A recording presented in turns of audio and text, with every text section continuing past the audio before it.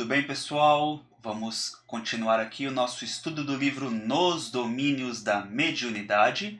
Esse é o nosso vídeo de número 13 e nós vamos iniciar hoje o capítulo 6, que trata de psicofonia. O título é Psicofonia Consciente. Só para lembrar, a gente está fazendo o estudo integral do livro. E esse livro ele se passa a partir das observações de André Luiz dentro de uma reunião mediúnica. No capítulo anterior, os vídeos de número 11 e 12, a gente teve como que funciona ali a questão de assimilação de correntes mentais entre o dirigente do plano físico, que é o Raul Silva, e o dirigente do plano espiritual, que é o Clementino. Eles ali fazendo a prece, o Clementino faz a prece na espiritualidade e o Raul Silva, enquanto um médium bem desenvolvido e fiel, ele consegue reproduzir quase que integralmente. E aí a questão do quase, a gente entra no animismo, que nós explicamos bem. Então, o estudo ele vem sendo desenvolvido a partir de premissas.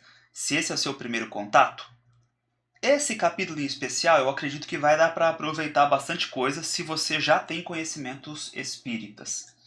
Se não tem, o ideal é voltar, tentar pegar a série desde o começo, mas eu vou tentar sempre explicar assuntos aqui do nosso capítulo também. Então acredito que esse capítulo aqui, esse vídeo de hoje e o próximo, vamos precisar de dois vídeos para tratar desse capítulo 6. Você deve conseguir assistir. Então, sem perder mais tempo com a apresentação, vamos para o nosso texto. Psicofonia consciente. Como todos os vídeos, a gente faz um breve resumo do capítulo, só para ter uma noção geral. O capítulo ilustra a complexidade da psicofonia e a importância do controle e vigilância por parte do médium. Então, vamos entrar aqui primeiro na psicofonia. De maneira mais simplória possível, a psicofonia é a mediunidade que eles consideram, a mediunidade falante, o médium que tem o contato ali, perispírito com perispírito, ele, enquanto médium, se desdobra, se afasta um tanto do corpo físico, a entidade se aproxima do perispírito, entra em contato com o perispírito do médium, por isso que é perispírito para perispírito, e a partir disso a gente tem a conexão espiritual e isso chega no corpo físico. Aí o capítulo vai explicar detalhes desse processo. E aí destaca a importância do controle e vigilância por parte do médium. A assistência espiritual requer uma combinação de compaixão e disciplina para garantir a eficácia do socorro aos espíritos perturbados. Esse binômio, compaixão e disciplina, provavelmente é a grande chave que nós ainda não conseguimos equalizar, A gente encontrou metade.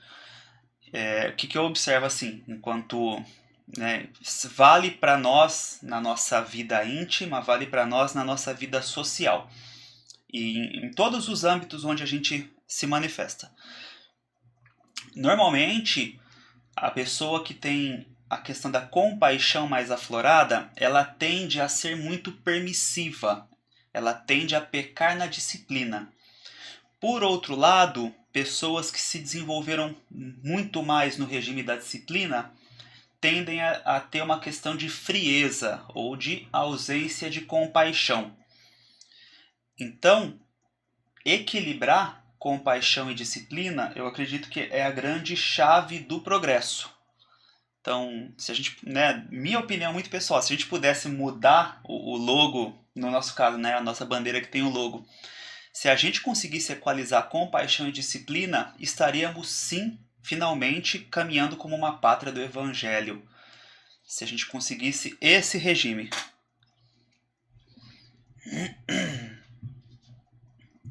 Então vamos entrar no capítulo 6. Então, lembrando, acabou de acontecer no 5, né? Teve a prece de abertura, e agora vai iniciar a sessão mediúnica ali, o contato dos demais médiuns e entidades. Então, desdobravam-se os serviços da casa harmoniosamente.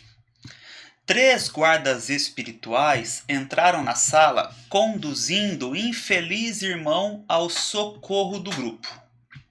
Isso tudo na espiritualidade. Quem que era esse que foi conduzido? Era infortunado solteirão desencarnado que não guardava consciência da própria situação. Ou seja, não sabia que tinha morrido, que tinha desencarnado. Não tinha consciência disso. E quem está nas reuniões mediúnicas sabe que isso é muito comum, muito corriqueiro. E exige um cuidado de quem está fazendo o diálogo, de sondar a situação da entidade ali, de tentar entender se ele tem consciências que ele não tem mais um corpo físico. Mas isso exige muito tato, muita discrição e, enfim, experiência para não fazer um estrago ali, revelando de plano, né, revelando de imediato para a entidade que ela já não tem mais corpo. Né? Então, falando, ó, você morreu, em palavras vulgares, né? Então, vamos lá. Sobre o rapaz que foi trazido. Incapaz de enxergar os vigilantes que o traziam, então ele não sabia que tinha falecido e ele sequer enxergava os 3 guardas que são mencionados. Caminhava à maneira de surdo e cego, impelido por forças que não conseguia identificar. Ele andava, mas não sabia como. E no caso ele estava sendo trazido ali pelos seguranças, né?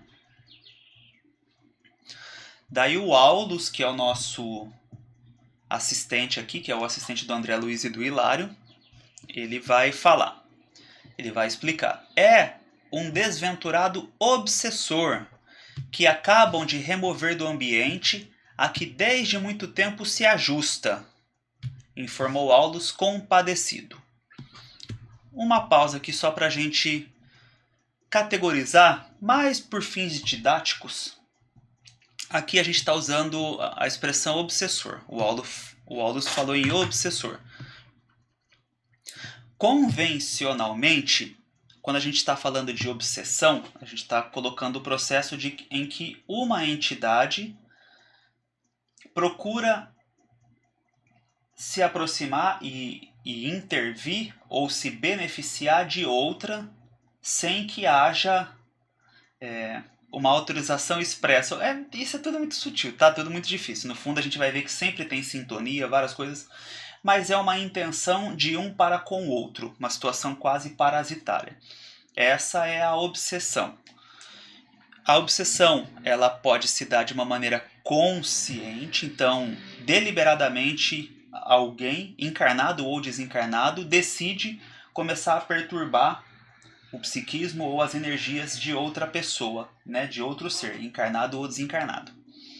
Ou isso pode se dar de maneira inconsciente, por paixão, por arrastamento, por viciação. Então, só para a gente categorizar essa questão da obsessão, os espíritos que são obsessores, mas nós também vamos ter 2 cenários que a gente enxerga, espíritos que podem vir numa reunião mediúnica, tá? De maneira geral.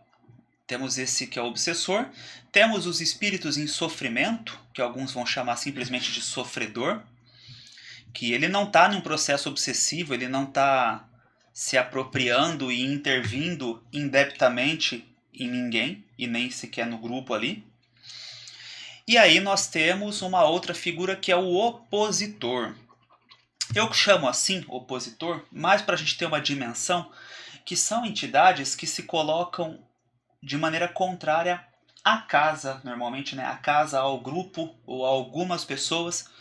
Não dá para a gente considerar que é uma obsessão convencional, né? Não tem traços de vingança, não tem o propósito específico de estar atuando sobre alguém por um motivo determinado. a razão pela qual essa entidade ataca ou agride, ou né, vai tentando perturbar, a razão é justamente a obra realizada. Então, esse é o motivo. Então, é mais fácil chamá-lo de opositor do que obsessor, porque ele vai poder usar de obsessores para chegar nessa finalidade de tentar derrubar o grupo, ou não, ou ele vai usar outras técnicas. Então, mais para fins de clareza didática, já que a gente usou aqui a palavra obsessor, eu acho que vale trazer esse assunto. Então vamos seguindo aqui. O Aulus falando sobre esse rapaz. Desencarnou em plena vitalidade orgânica depois de extenuar-se em festiva loucura. Letal intoxicação cadaverizou-lhe o corpo quando não possuía o menor sinal de habilitação para aconchegar-se às verdades do espírito. Deve ter usado droga, não fala muito bem. Então, se intoxicou por motivos de substâncias. Estava cheio de energia, cheio de vitalidade ali. Desencarnou e não tinha a menor consciência da realidade espiritual. E aí o André Luiz observando aqui. E como quem já conhecia as particularidades da prestação de socorro, que de certo fora antecipadamente preparada, continuou explicando. Então aqui é um pensamento, né, uma observação do André Luiz, que na visão dele o Aulus já sabia, ao menos com relação a esse atendimento, o Aulus já sabia qual que era a pauta de trabalho, qual que era esse caso específico, por isso que ele já consegue falar de maneira muito simples. Não precisou, ao menos não nos é dito, e por isso também esse entendimento, não precisou o Aulus fazer uma sondagem da história, entrar no campo mental e tentar sondar a situação desse espírito. Ele sabia, talvez já por ficha de trabalho. Então o Aulus falando, reparem, é alguém a movimentar-se nas trevas de si mesmo, trazido ao recinto sem saber o rumo tomado pelos próprios pés, como qualquer alienado mental em estado grave. Beleza, até aqui já sabemos. Desenfaixando-se da veste da carne, ou seja, desencarnando, com o pensamento enovelado, a paixão por irmã nossa, quer dizer, ele desencarnou e tinha ali uma situação de uma paixão por uma pessoa. Quem que é essa pessoa? É a pessoa que está sendo assistida, é quem foi buscar socorro espiritual. Então, sobre ela, sobre essa irmã, hoje torturada e enferma, que sintonizou com ele a ponto de retê-lo junto de si com aflições e lágrimas. E aí sobre o rapaz, passou a vampirizar-lhe o corpo. A perda do veículo físico, na deficiência espiritual em que se achava, deixou-o integralmente desarvorado, como náufrago dentro da noite. Entretanto, adaptando-se ao organismo da mulher amada, que passou a obsidiar, nela encontrou novo instrumento de sensação. Vendo por seus olhos, ouvindo por seus ouvidos e muitas vezes falando por sua boca, e vitalizando-se com os alimentos comuns por ela utilizados. Então, houve um processo de sintonia entre a mulher encarnada e o rapaz, provavelmente essa sintonia por sentimento, só que se ele fazia uso de substâncias e ele desencarnou em uma situação dessa, quando ele faz a passagem, ele não passa como um espírito purificado, ao menos nisso, né? Nem vamos para o sentido de espírito puro que o espiritismo traz, que é algo já extremamente maior. Ele não passa numa situação de desintoxicação, ele continua com as mesmas questões e os mesmos motivos que o levaram a se tornar um viciado e uma pessoa com problemas. Então ele desencarna exatamente do jeito que ele estava. E aí, uma vez que ele se aproxima dela, ao que dá a entender, muito possivelmente, em grande parte inconsciente, passa a absorver o conteúdo espiritual de tudo aquilo que ela estava procurando obter, inclusive as energias dos alimentos. Então o que acontece? Ela vai ficando subnutrida. Esse é o cenário que é narrado, e ela vai, além de enfraquecendo o corpo, ela começa a sintonizar mentalmente com ele. Então ela vai começar a ver cenários e entre aspas aí, os fantasmas, as projeções mentais dele, do desencarnado. E eu acho muito interessante isso aqui, né? Muitas vezes falando por sua boca. Quem já teve a chance de ver uma pessoa em processo de obsessão deve ler esse parágrafo e lembrar com muita clareza que tem palavras que são ditas por pessoas que você vê a boca se mexendo, mas não dá, você sabe, tipo, não é essa pessoa falando. Não tem como ser só essa pessoa, só essa, sabe, ser 100% essa pessoa falando isso. Então, quem já viu, já prestou atenção, já identificou, esse parágrafo vai fazer muito sentido. Então, continuando. Nessa simbiose, ou nessa interdependência entre a encarnada e o desencarnado, vivem ambos há quase 5 anos sucessivos. Então esse é o tempo da obsessão, 5 anos. Contudo, agora, a moça subnutrida e perturbada, então, subnutrido físico, perturbado psíquico, acusa desequilíbrios orgânicos de vulto. Por haver a doente solicitado nosso concurso assistencial, então foi procurar um socorro espiritual. Somos constrangidos a duplo socorro. Para que se cure das fobias que presentemente a assaltam como reflexo da mente dele, ele que se vê apavorado diante das realidades do espírito, é necessário os afastamentos dos fluidos que a envolvem. Então, começar aqui como se fosse um descolamento, começar a retirar os fluidos, mas a gente sabe que isso também tem que se passar pelo diálogo. Então não basta o tratamento de afastar as energias se a gente não tiver o entendimento a partir do diálogo. Então aqui, afastamento dos fluidos que a envolvem, assim como a coluna abalada pelo abraço constringente da era. Então é uma metáfora aqui, tá? Então a entidade envolvia, abraçava aqui a encarnada, tal qual uma era, a coluna abalada pelo abraço constringente da era reclama limpeza em favor do reajuste. Então, fazendo um paralelo aqui com era falando em planta, né? Se eu não estou perdido aqui na interpretação.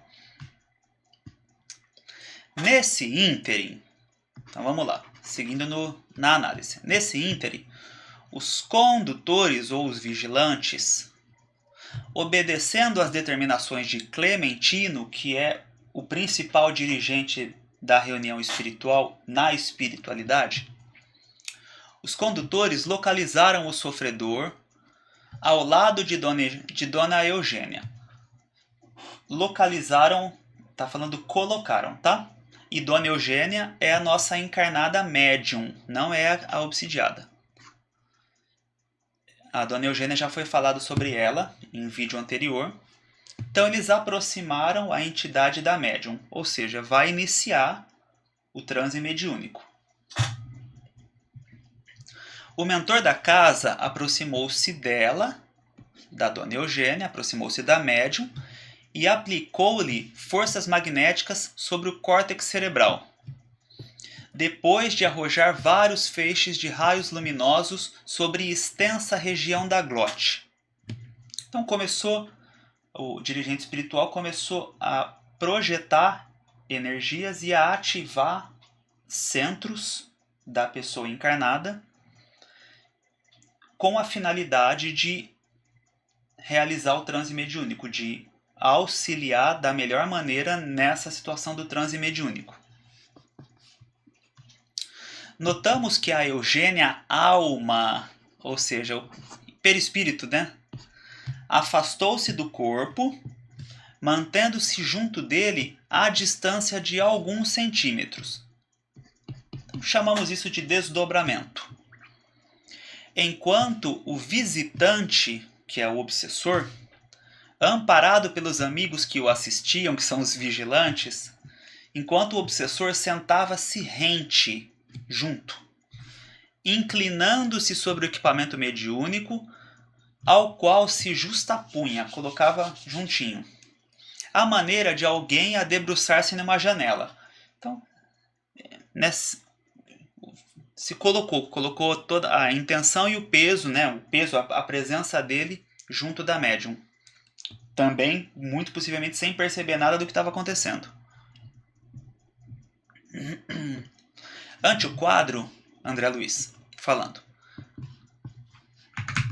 Ante o quadro, recordei as operações do mundo vegetal, em que uma planta se desenvolve à custa da outra.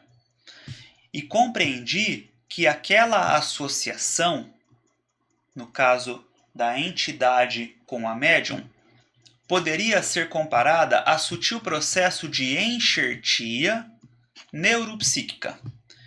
Enxertia geralmente quando a gente mistura duas espécies de plantas, de árvores ali, para você ter um novo conteúdo, um novo resultado do que eu sei, tá? Só que aí aqui ele fala em enxertia neuropsíquica, então seria fazer essa enxertia dos conteúdos, os conteúdos, o que a entidade tem, passa a acontecer dentro da situação da pessoa encarnada, da Dona Eugênia. Então ela começa a assimilar e a reproduzir conteúdos que não são dela. Então aproximou, realizou ali o contato mediúnico. Suspiros de alívio desprenderam-se do tórax mediúnico, então da Dona Eugênia, que por instantes se mostrara algo agitado. E é normal a gente ter um pouco de taquicardia, o corpo ele fica realmente, ele sofre algumas reações quando a gente tem aproximação, especialmente de entidades mais densas. Observei que leves fios brilhantes ligavam a fronte de Eugênia, desligada entre aspas. Eu coloquei essas aspas porque se ela se desligada do veículo físico, se ela tivesse desligada de fato, ela teria desencarnado. Então é desdobrada do veículo físico ao cérebro da entidade comunicante. Então, olha que interessante, esses fios brilhantes, eles não vinham do obsessor.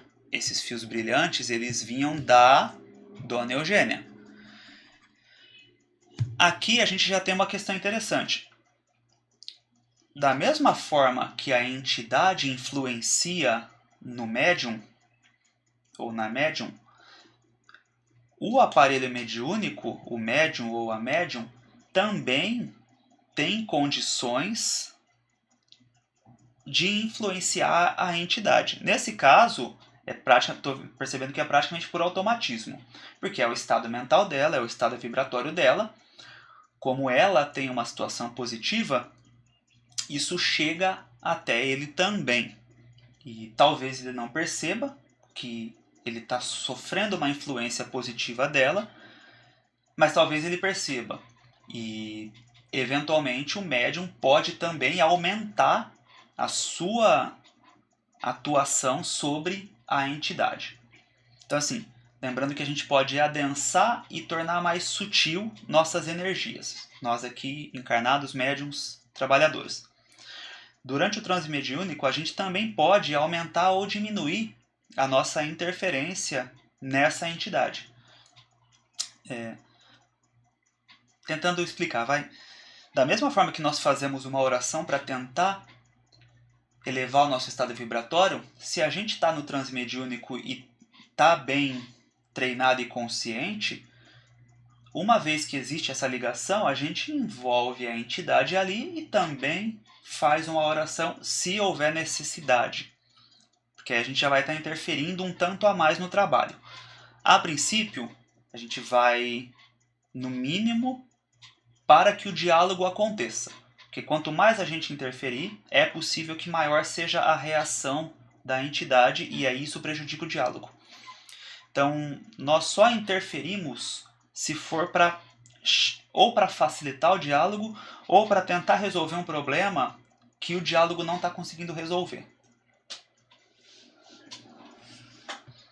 E aí, assim, realmente vai da experiência e né, das capacidades ali de quem está enquanto médium. E lembrar, isso é residual. Só se for necessário mesmo para fazer uma atuação mais direta na entidade. Mas aqui a gente está no básico. Fios brilhantes ligavam a fronte de Eugênia, afastada do veículo físico, ao cérebro da entidade comunicante. E aí, André Luiz. Porque eu lhe dirigisse um olhar de interrogação e estranheza, Aulus explicou o prestimoso. Quer dizer, o André Luiz já olhou com dúvida, né? Não precisou nem fazer uma leitura ali, uma captação dos pensamentos do André Luiz. A cara dele já denunciou. É o fenômeno da psicofonia consciente, ou trabalho dos médiums falantes. Psicofonia ou médium falante. E aí o Aulus continua explicando. Embora senhoreando, se apossando das forças de Eugênia, o hóspede enfermo do nosso plano permanece controlado por ela. Então, apesar de ele estar fazendo uso do corpo e das condições do corpo físico, o médium ou a médium, nesse desdobramento que, como foi dito aqui, ele está a poucos centímetros, está segurando as rédeas. O médium tem o controle e tem que ter o controle nesses tipos de trabalho. Permanece controlado por ela, a quem se emana pela corrente nervosa. Então, por isso que consegue fazer uso do corpo, né? Parte do sistema nervoso, por meio da qual estará nossa irmã informada de todas as palavras que ele mentalize e pretenda dizer. A entidade pensa, o médium, a médium faz a captação desse pensamento, porque está ali numa conexão bem direta. E antes de falar, a gente tem condições de saber e de censurar, de não dizer certas coisas. Isso vai ser passado no texto, mas acho que já convém tocar nesse ponto. É o nosso dever fazer o filtro daquilo que vai ser dito.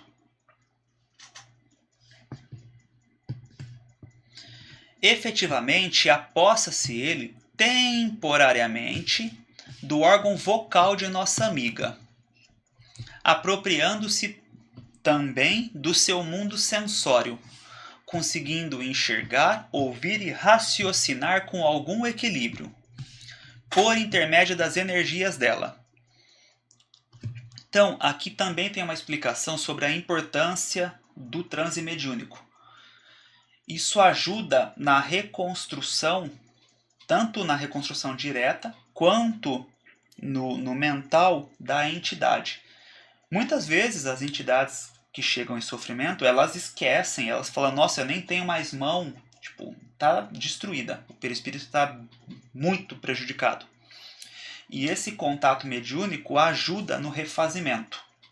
Até porque ele, né, a gente é muito relacionado com o que tomamos consciência. Então, a hora que ele sente as energias do perispírito da médium, e também né, as energias aqui do físico, ectoplasma, duplo etérico, seja lá como a gente quer chamar nesse intermédio. Mas na hora que ele tem o contato com o perispírito e com a pessoa encarnada, ele vai tomando consciência de que existe esse corpo, e isso já vai auxiliando no refazimento, ao menos o quanto é possível, no refazimento do perispírito dele.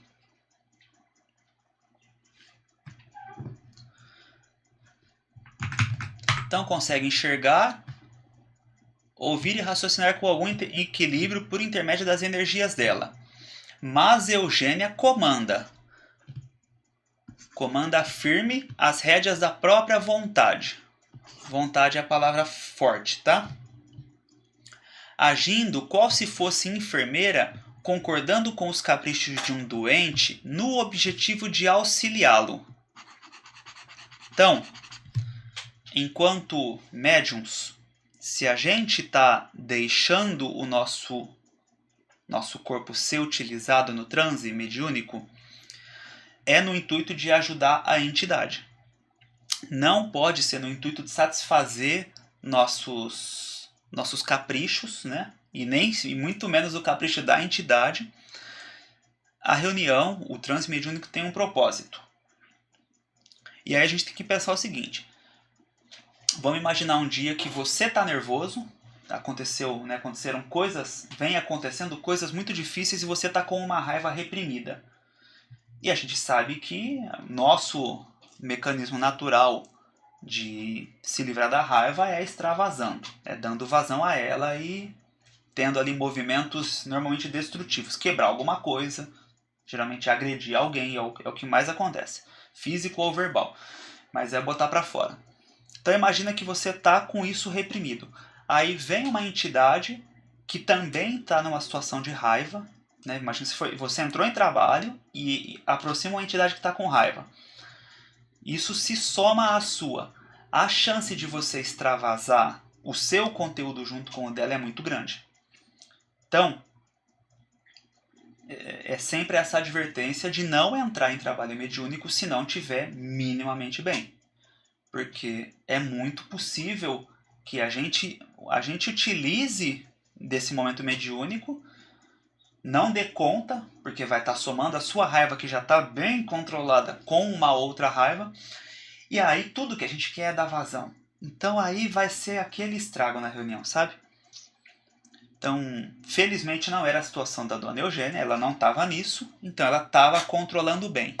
Mas eu estou aproveitando o gancho para uma advertência para a gente. Se nós não estamos bem, precisamos ter a humildade de falar, olha, hoje não estou legal para esse tipo de trabalho, eu gostaria, né, de ficar mais para receber um tratamento e procurar me equilibrar, porque eu não tenho condições hoje, está sujeito a eu não conseguir controlar. E aí vai da dirigência da casa também ter compaixão e bom senso e entender que, né, não somos todos puros e perfeitos, que a gente tem dificuldades e que isso não quer dizer que todo o nosso histórico vai ser jogado fora.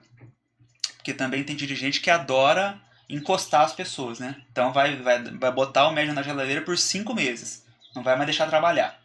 Sendo que por vezes é uma coisa que resolve ali em 1 a 2 semanas e apazigou legal, sabe?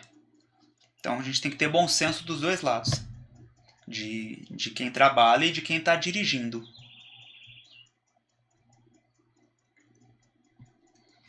Então ela atende os caprichos da entidade. Esse capricho, porém, deve ser limitado, porque, consciente de todas as intenções do companheiro infortunado a quem empresta seu carro físico, então ela sabe das intenções dele. Nossa amiga reserva-se o direito de corrigi-lo em qualquer inconveniência. Afinal, a ligação mais forte que tem do corpo é a nossa. Então, além do treinamento do desenvolvimento que a gente tem dentro da mediunidade, a ligação mais estreita com o corpo é nossa. Então a gente tem condições de assumir de retomar o controle e de impedir qualquer coisa que seja excedente. Então, esses caprichos a gente deixa mais a nível terapêutico, para que a entidade vá se aliviando em falar algumas coisas, mas nunca passar do ponto. E aí, né, aqui é basicamente repetir uma coisa que já falou. Pela corrente nervosa, conhecer-lhe-á as palavras na formação. Então, a partir do momento que a entidade pensa, e isso chega no corpo espiritual da entidade, e isso, por chegar no corpo espiritual dela e estar em contato com a médium também percebe antes de falar. Conhecer-lhe-á as palavras na formação, apreciando-as previamente, analisando-as previamente. Uma vez que os impulsos mentais dele lhe percutem sobre o pensamento como verdadeiras marteladas. Aqui, né? O pensamento da entidade, que é uma entidade que está em sofrimento e que está ali com seus conflitos, ele tem outro padrão vibratório. Então, é muito mais fácil você perceber que isso não é seu. Então, quando fala verdadeiras marteladas, é porque não está de acordo com o seu padrão vibratório. Por isso que é muito fácil a gente perceber aquilo que vem da entidade nesses casos. E aí, se a gente consegue perceber com mais facilidade, é mais fácil frear o processo. Pode, assim, frustrar-lhe qualquer abuso, fiscalizando-lhe os propósitos e expressões.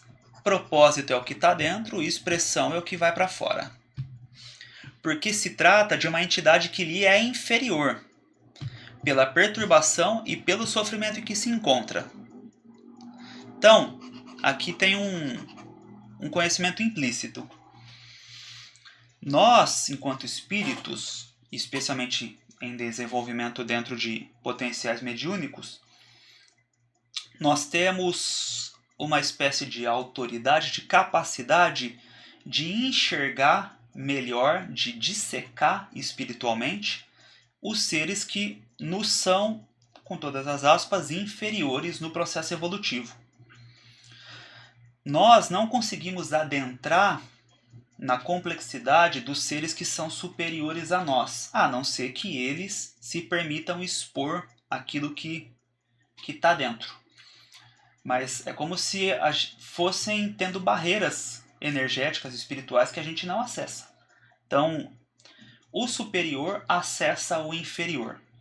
Se a gente puder resumir, é basicamente esse. O superior faz a leitura do inferior. Nós já falamos isso de outras formas nos estudos anteriores aqui, mas acho que assim é o mais direto que tem. Então, se trata de entidade que é inferior pela perturbação e pelo sofrimento ao que se encontra, e a cujo nível não deve ela se arremessar se quiser ser útil. Qual que é o grande negócio, né? Tá próximo daquilo que eu falava de não dar essa vazão completa. Porque a entidade ela vai ter o campo dela e a gente tenta ser o mais fiel possível para que tenha o menos impacto nas energias da entidade. Só que se ela quiser nos levar para a loucura dela, a gente não pode, não deve entrar. Então o transe mediúnico no espiritismo, ele não é de solta tudo, se entrega e faz o que a entidade quer. Especialmente num trabalho de socorro. O nosso transe mediúnico ele é controlado. A finalidade maior é obter o resultado no diálogo, especialmente nesse caso aqui de atendimento.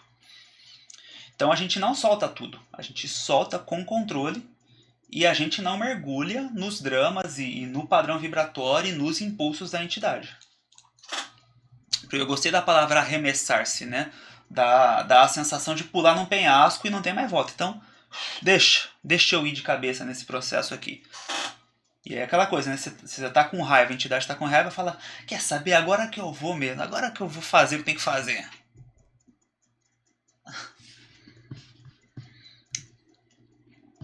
O espírito em turvação é um alienado mental requisitando auxílio. Nas sessões de caridade, qual a que presenciamos? Então, nas sessões de auxílio, de socorro, o primeiro socorrista é o médium que recebe a entidade. Mas se esse socorrista cai no padrão vibratório do necessitado que lhe roga serviço, há pouca esperança no amparo eficiente.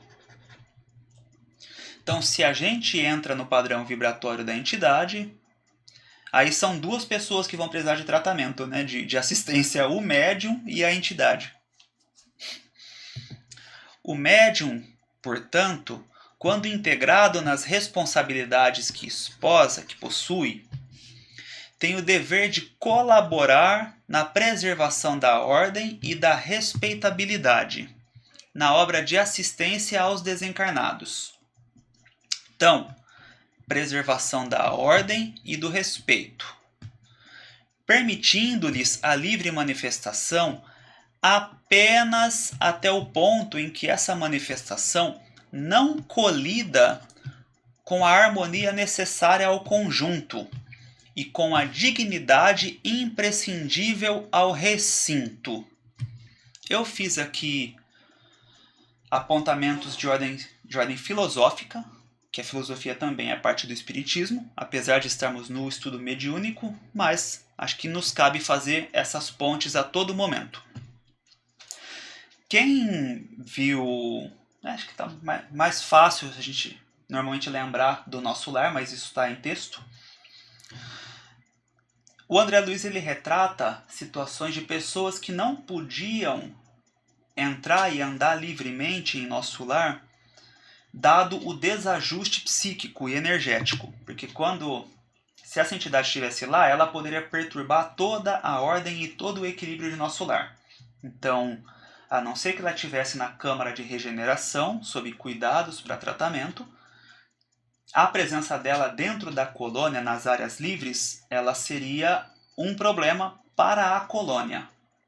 Então, nem ela estaria se melhorando adequadamente e a colônia estaria vulnerável às, vamos chamar de brechas, ou a esse estado mental complicado de qualquer pessoa em desajuste desse nível. Então, a gente tem um foco no cuidado da coletividade. Aí aqui, né? Preservação da ordem e respeito no recinto. Então, Nosso Lar, a gente fala qual que é o recinto, por exemplo, na colônia Nosso Lar. Todos os lugares da colônia são o recinto da colônia Nosso Lar. E na mesma linha do que eu propus, salvo engano, no vídeo anterior, se a gente está tentando evoluir enquanto indivíduos e a gente pega Nosso Lar, por exemplo, se a gente pega Nosso Lar como um exemplo de uma sociedade mais evoluída e mais possível para a gente, mais próxima, vamos trazer esse conceito aqui de ordem e respeito, ou também o binômio compaixão e disciplina lá do começo. Se a gente sabe como que é na espiritualidade, como que é dentro da casa espírita, por que na nossa vida particular, eventualmente, nós fazemos de maneira diferente?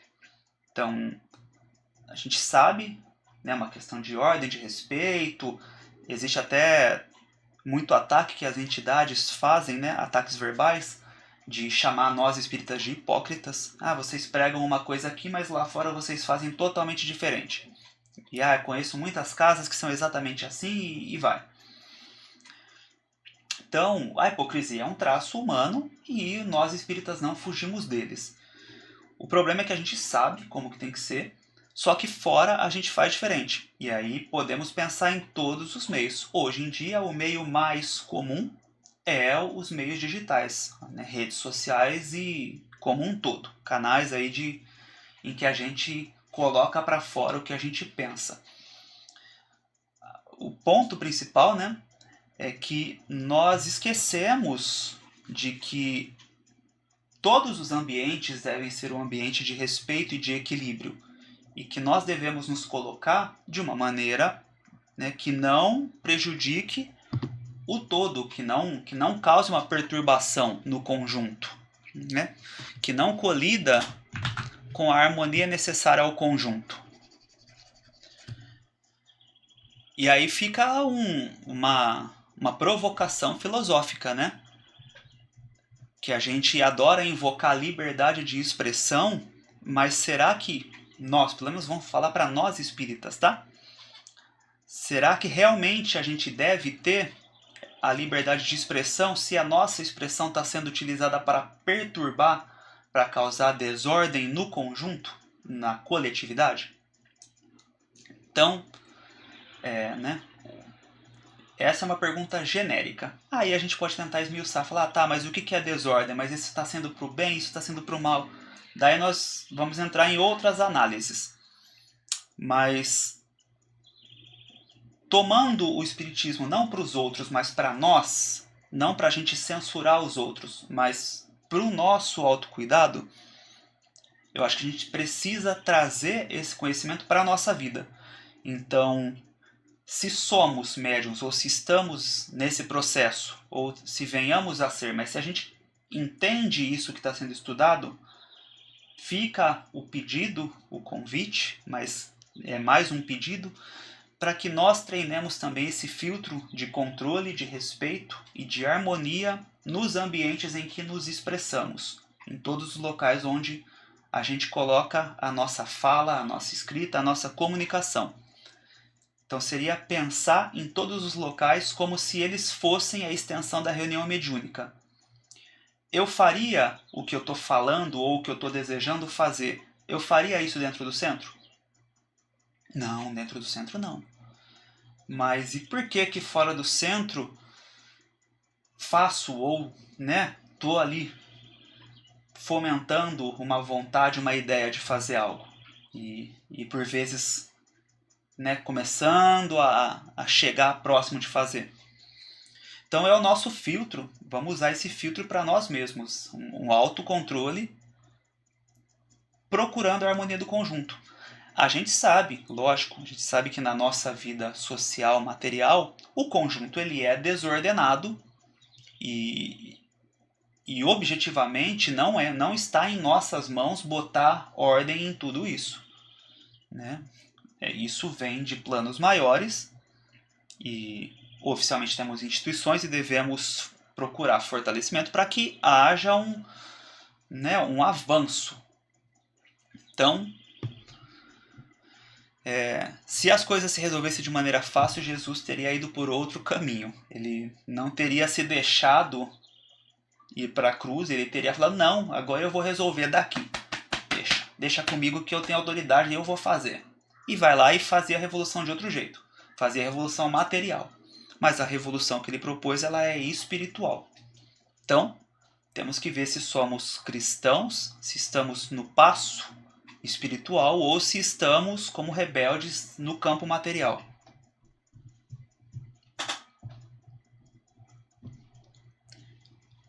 Seguindo aqui no texto. Parte final desse estudo de hoje, tá? Então, alegou Hilário, nesses trabalhos, o médium nunca se mantém a longa distância do corpo. Reticências. Pensando aqui, refletindo, né? E aí o Aulus coloca, sim, sempre que o esforço se refira a entidades em desajuste, o medianeiro, o médium, não deve ausentar-se demasiado, demais. Não deve se ausentar muito. E aí ele faz um exemplo que eu achei muito legal. Só a palavra que não é boa. Ele usa um demente, que é uma expressão acho que mais antiga. Mas vamos reproduzir o que está aqui, sabendo que isso é de uma época mais antiga, que hoje a gente falaria de outra forma. Com um demente em casa, o afastamento é perigoso. Mas, se nosso lar está custodiado por amigos cônscios de si, conscientes de si, podemos excursionar até muito longe, porquanto o nosso domicílio demorar-se-á guardado com segurança. Quer dizer, Se na nossa casa, se a gente deixa boas pessoas, pessoas conscientes e honestas cuidando da nossa casa, você pode ir para longe que você sabe, ó, é até uma expressão que a gente usa, né? Não, eu confio, eu dou a chave de casa para essa pessoa. Acho que o nosso sinal máximo de confiança em alguém, né? Não, eu dou a chave de casa. Então, quando tem alguém que é desse grau de confiança, você vai tranquilo, todo despreocupado. Nisso, o que ele está querendo dizer? Existem os trabalhos de socorro, em que nós vamos estar com espíritos adoecidos, e existem os trabalhos em que a gente está com os amigos espirituais em regiões e frequências mais elevadas. E o nosso afastamento do corpo, o nosso desdobramento, ele vai ser maior se a gente está indo, se estamos buscando situações positivas, ele vai ser muito maior do que no outro caso de uma assistência espiritual. Tá aqui, ó. No concurso aos irmãos desequilibrados, nossa presença é imperativo dos mais lógicos. E aí eu destaquei, né? Processos que são comuns e que chamam muito a atenção, como a questão da viagem astral, que nada mais é também do que o desdobramento, procurando aí esse afastamento temporário do corpo físico para viver a realidade do espírito. Basicamente, acho que podemos trazer essa como a melhor definição de viagem astral. E também a meditação transcendental, em que a gente vai mais a nível, talvez, consciencial, do que propriamente de perispírito e de desacoplar tanto. Então a gente projeta, expande mais níveis de consciência do que um deslocamento do perispírito. O chamado de atenção especial, que eu trago mais com cautela na questão da viagem astral, é realizar essa prática fora de centro. Posso estar sujeito a apanhar de pessoas que vão falar, não, mas eu faço, é seguro, legal. Mas o fato de ter dado certo, de ter sido bom algumas vezes, não quer dizer que vai ser sempre.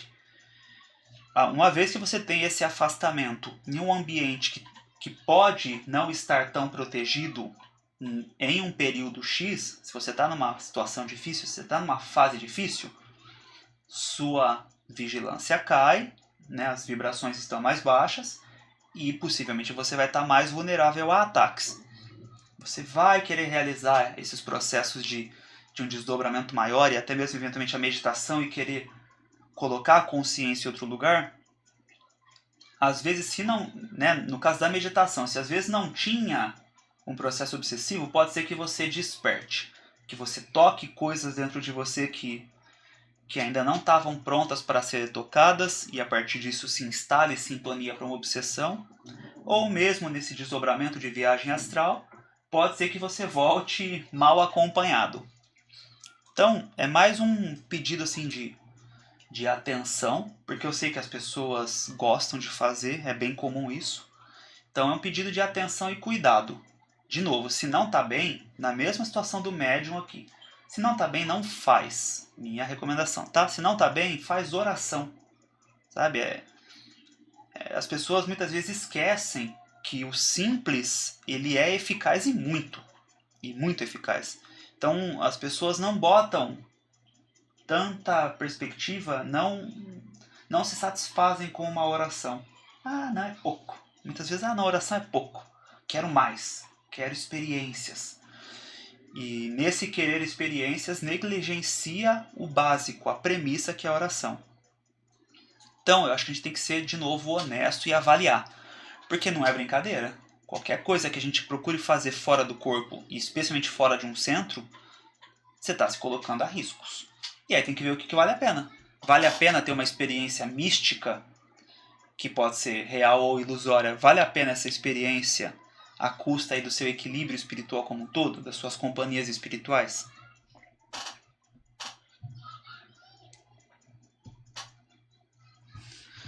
E aí aqui, seguindo no texto.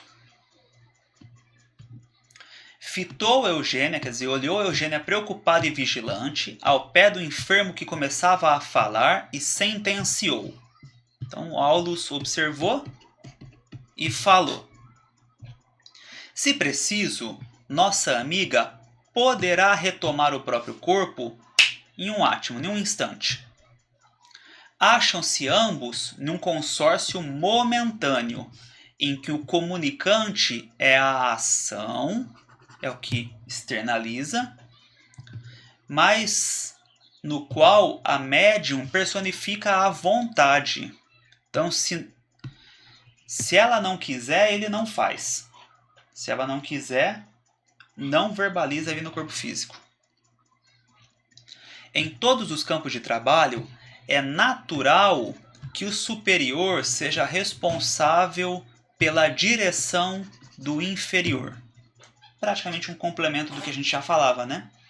De que quem tem melhores condições enxerga quem está em condições mais difíceis. E não apenas enxerga, mas também tem, vamos chamar assim, de uma prerrogativa ou um direito espiritual de auxiliar. E essa é a lógica dos nossos guias, dos benfeitores espirituais, né? A gente contar com quem possa nos guiar, especialmente porque estamos aqui nas trevas materiais, na dificuldade aqui dos sentidos presos às questões da matéria e dos interesses materiais. Então, parte 1 do nosso estudo foi feita, 56 minutos, senti que passou rápido, espero que para você também. E se o conteúdo foi bom, se gostou, peço aí para curtir, para enviar, para compartilhar. Deixar comentário ajuda também e eu gosto. Sinto prazer em poder interagir. Se não está inscrito no canal, fica o convite para inscrever. E aí tem o sininho para ter as notificações. E se gostou, o vídeo para quem está acompanhando no lançamento está saindo um por semana, normalmente às terças, às 15 horas.